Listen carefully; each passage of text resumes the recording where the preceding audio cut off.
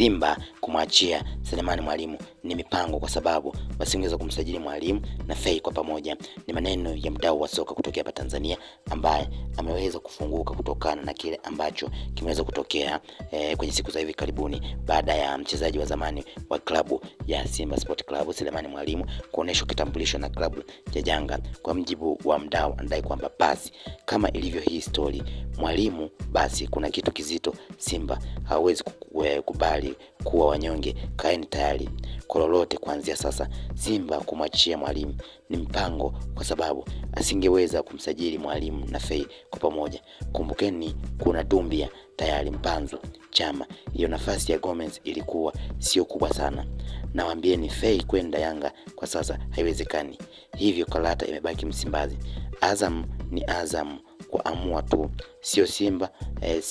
Simba sio wajinga. Kwa mjibu wa mdau, anadai kwamba kitu ambacho kimeweza kufanyika ndani ya klabu ya Simba ni ile ya kumwachia Selemani Mwalimu kuweza kwenda kuonekana kwenye klabu ya Yanga. Hivyo haikuwa rahisi, kwa kuwa Simba wameweza kufanya hivi ili kuweza kubalansi mambo, kwa sababu awali klabu ya Simba ilihitajika kumsajili Selemani Mwalimu kwa takriban dola 120,000.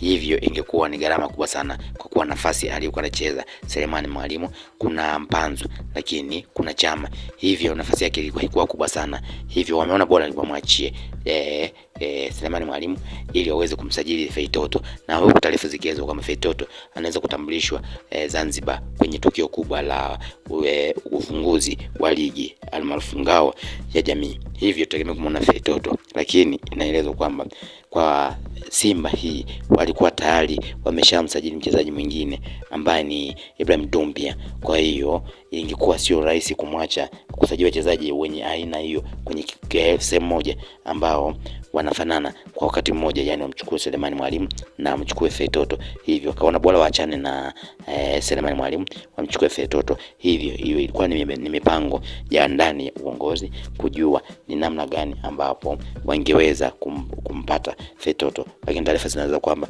mkataba huo umeshamalizika baina ya klabu ya Simba, Azam na pamoja na mchezaji mwenyewe kukubali kwenda kunako klabu ya Simba Sport Club, ikiwa hili dirisha limekuwa likiimbwa sana kutokana na kiungo huyo namba 6 wa klabu ya Azam kuimbwa sana kwamba anaweza kutua Yanga au Simba.